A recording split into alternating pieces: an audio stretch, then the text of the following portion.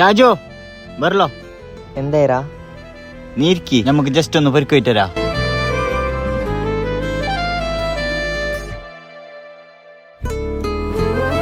യാ മോനെ ഗോൾഡിന്റെ കവറല്ലോ ഇലെന്തരാ ശിമ? ഇന്ന് എന്റെ ഉമ്മന്റെ ബർത്ത്ഡേ, അങ്ങനെ ഗിഫ്റ്റ് കൊടുക്കാലത്ത് വന്ന്. ഒക്കെ നോക്കട്ട്. യാ മോനെ ഇത് മെങ്ങാനും കേടുന്നു പൈസ.